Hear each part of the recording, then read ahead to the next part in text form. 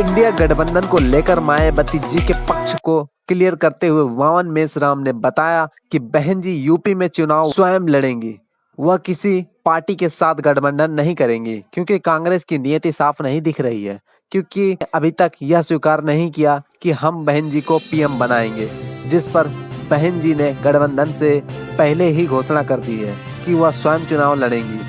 तीसरा मुक्ति मोर्चा गठित किया, लगभग 77 पार्टियों को लेकर विशेष वार्ता किया। पेश एक रिपोर्ट। नहीं, बहन जी ने अनाउंस कर दिया कि वो अकेले लड़ेगी।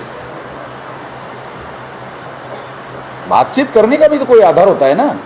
अगर मान लो को पार्टी का प्रेसिडेंट घोषित कर दे कि हम लोग मिलजुल कर भी चुनाव लड़ने के बारे में सोच रहे हैं, तो फिर तो आदमी भेजा जा सकता है। राजनीति में सब संभव है ना।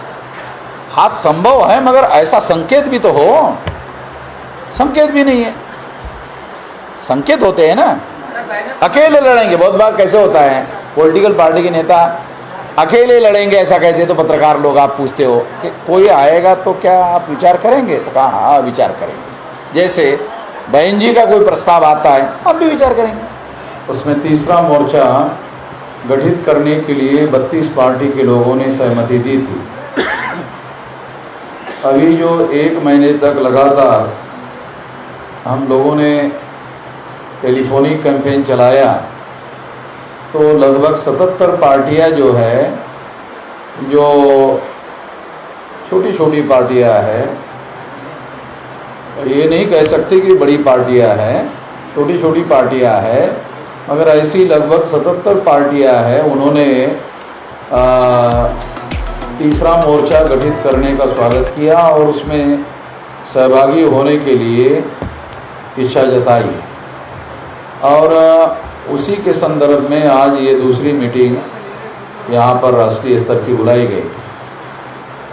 अभी नवंबर माह में और तीसरी मीटिंग बुलाई जाएगी और चौथी मीटिंग में इसका मुकम्मल ढांचा दिसंबर माह में घोषित हो जाएगा, ताकि 2023 में ये गठबंधन का एक आकार और स्वरूप जो है वो खुलकर सामने आ जाए, ताकि 24 में हम लोग सारे देश भर में इसके नाम पर बड़ी रैलियाँ करना चाहते हैं, प्रदेश लेवल की रैलियाँ करना चाहते हैं, लाखों की रैलियाँ करना चाहते हैं, और इसको संगठित रूप से ये सारा कार्यक्रम हम करेंगे। इसके साथ साथ ईवीएम के मुद्दे पर भी इसके द्वारा ये लड़ाई आने वाले समय में लड़ी जाएगी, क्योंकि ईवीएम जो है ये निश्चित रूप से एक बड़ा रोल प्ले कर रही है, और इस वजह से ईवीएम का भी मुद्दा अभी 26 नवंबर को बड़ी रैली जो है दिल्ली में की जा रही है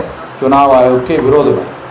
तो यहाँ पर हम लोगों ने दूसरी बार जो मीटिंग हुई उसमें कई रेजोल्यूशन पास किए गए हैं, कई प्रस्ताव पारित किए गए हैं, और एक बड़ा प्रस्ताव ये है कि ये जो बहुत सारे नए दल हैं जो इसमें शामिल होना चाहते हैं, उसको शामिल करवाने के लिए सहमति बनाई गई है। इसके साथ साथ सारे देश भर में रैलियाँ करने के बारे में भी सहमति हुई है। इसके साथ साथ हम लोग ईवीएम के मुद्दे पर भी लड़ाई लड़ने के लिए सहमत हो गए हैं, और ये ऐसे कुछ महत्वपूर्ण बिंदु हैं जिस पर हमने रेजोल्यूशन पास किया है। इस संबंध में अगर आप लोगों के कोई सवाल है तो आप पूछिए, और तमाम हमारे जो राष्ट्रीय स्तर के प्रादेशिक स्तर के जो लोग हैं यहाँ उपस्थित हैं स्टेज पर भी, वो इसका जवाब देंगे। तो एक एक करके आप सवाल पूछ सकते हैं। अभी तक लिखित रूप से और फिजिकली 77 पार्टी के लोगों की इसमें सहमति है। तीसरा मोर्चा बनाने की आपको जरूरत क्यों पड़ी? क्योंकि जो एनडीए गठबंधन है और यूपी जो इंडिया गठबंधन है, वो गठबंधन हमारी समस्याएं जो है खासतौर पर SC ST OBC माइनॉरिटी के लोगों की समस्याओं को प्राथमिकता में समाधान करने के लिए तैयार नहीं है। एक बात तो ये है। दूसरी बात ये है कि संविधान में हम जिन लोगों की बात करते हैं उन लोगों को भी अगर इकट्ठा किया जाए तो उनकी संख्या 85% है। अगर उनकी 85% संख्या है तो हम लोग कितनी देर तक पिछलग्गू बने रहे, चाहे एनडीए के रहे चाहे इंडिया के रहे, ये हम लोग किस पिछलग्गू ही बने रहे।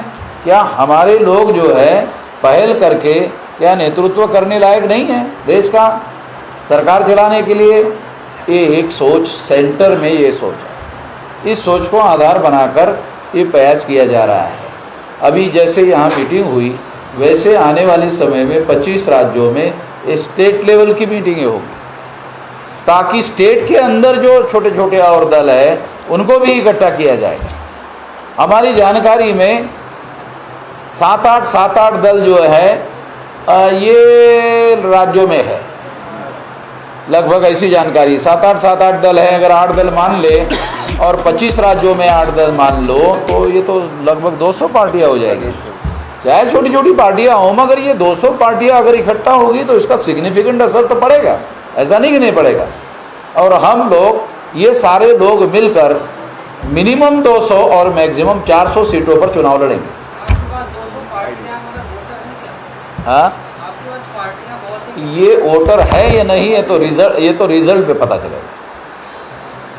बराबर है आपका सवाल, मगर हमारे पास वोटर है या नहीं है ये तो चुनाव में पता चलेगा। वोट नहीं है हमारे पास। राहुल गांधी भी आपकी समस्याओं की बात कर रहे हैं, कह रहे हैं जाति जनगणना कराएंगे, पिछड़ों को अधिकार दिलवाएंगे। वो उसके बदले में उनको प्रधानमंत्री बनाने की बात कर रहे हैं कि आपको हम गिनती कर लेंगे, इसके बदले में आप हमें प्रधानमंत्री बनाओ। यहाँ हमको ऑब्जेक्शन। राहुल गांधी को प्रधानमंत्री करने का राहुल गांधी ये नहीं कह रहे ना 52% लोगों की गिनती करेंगे और 52% का ही प्रधानमंत्री बनाएंगे, ये नहीं कह रहे, केवल गिनती करेंगे बोल रहे। अधिकार देने की बात कर रहे हैं। इससे हम मतलब गिनती करेंगे। 75 साल के बाद भी गिनती ही करेंगे। राहुल गांधी पे विश्वास नहीं है आपको? हाँ, राहुल गांधी अब राहुल गांधी पे विश्वास रखना ना रखना ये बहुत बड़ा इशू है नहीं, ये नेशनल इशू नहीं है। अगर कांग्रेस सरकार में खड़गे साहब को प्रधानमंत्री पद का उम्मीदवार घोषित कर देती तो क्या आप चुनाव नहीं लड़ोगे? जब तो फिर राहुल गांधी को पूछ लो, कंफर्म कर लो। अभी तक राष्ट्रीय अध्यक्ष तो बना लिया, अभी तक रेजोल्यूशन पास नहीं हुआ कि खड़गे जी प्रधानमंत्री बने कागज में। अगर ऐसा होता तो क्या अरे अगर होता तो नहीं होता, ये तो जरतर वाली बात है। आप ऐसी बातें कर रहे हो, ऐसा हुआ तो क्या होगा, ऐसा नहीं हुआ तो आने दो ना। खड़गे साहब के अध्यक्ष होने से कागज में रेजोल्यूशन पास नहीं हो रहा है, बनाने के तो छोड़ दो, अरे कागज में रेजोल्यूशन पास नहीं हो रहा है कि खड़गे साहब को राष्ट्रीय अध्यक्ष बनाएंगे, जो राष्ट्रीय अध्यक्ष होगा वही देश का प्रधानमंत्री होगा, इतना भी रेजोल्यूशन पास नहीं कर रहे। 52% में मोदी जी भी आपने पिछड़े हैं। हाँ मोदी जी पिछड़े हैं। हाँ, तो 10 साल का कोटा पूरा नहीं हुआ है, 10 साल का कोटा पूरा नहीं हुआ, दूसरे लोगों का मौका नहीं है। वो तो व्यापक गठबंधन करने के दिशा में वो ये सोचते हैं कि हम लोग सारे लोग मिलकर चुनाव लड़ें, वो तो स्वाभाविक है।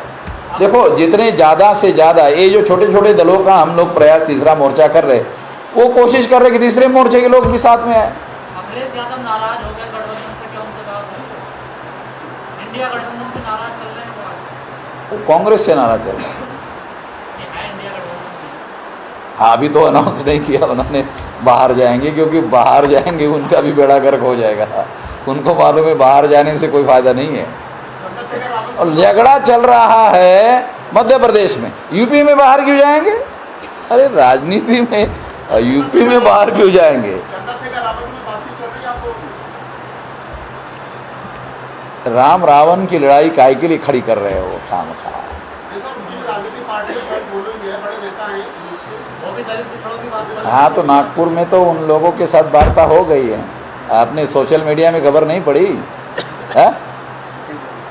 ये जो राष्ट्रीय युवा प्रेसिडेंट है, बात हुई कि नहीं? चंद्रशेखर के साथ बाकायदा 3 घंटा बात हुई और वो राजी हो गए। आपको खबर नहीं है? अरे सोशल मीडिया में वायरल हो गया। सर ये जो 4 राज्यों में 5 राज्यों में चुनाव है, इनमें राष्ट्रीय परिवर्तन मोर्चा ने क्या भूमिका रही? नहीं, इसमें राष्ट्रीय परिवर्तन मोर्चा ने संगठित रूप से कोई स्टैंड नहीं लिया है, संगठित रूप से लोकसभा चुनाव के लिए।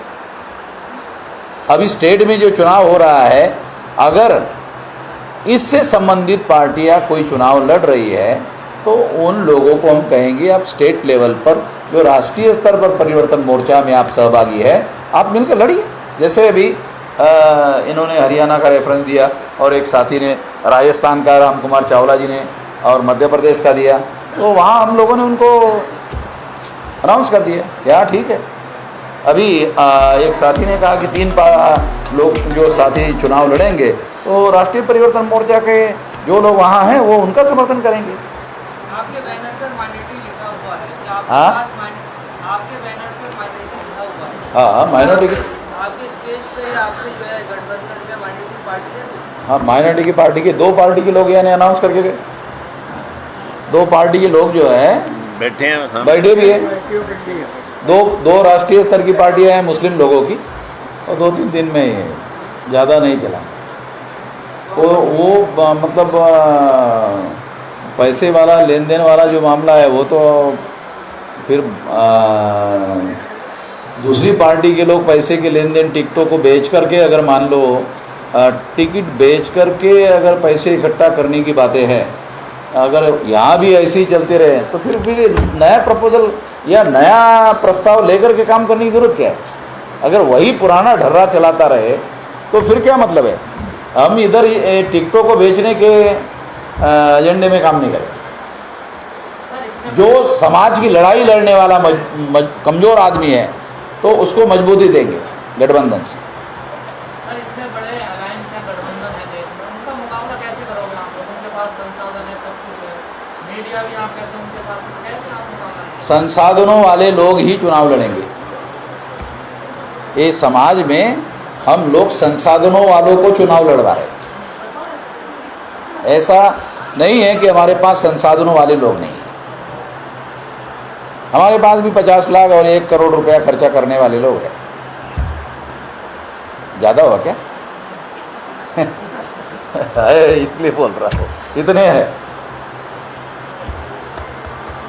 सर 2024 में मंदिर बनकर तैयार हो जाएगा तो वोट मांगे जाएंगे बड़े पैमाने पर। क्या बोल रहे हैं? मंदिर बन जाएगा 2024 में, इसको वोट मांगे जाएंगे बड़े पैमाने पर। मंदिर के नाम पर जी यकीन है उनको? मंदिर के नाम पर दोबारा लोग वोट देंगे? बजरंग बली के नाम पर हाँ। कर्नाटका तो बन गया। 22 तारीख डेट अनाउंस कर दी है।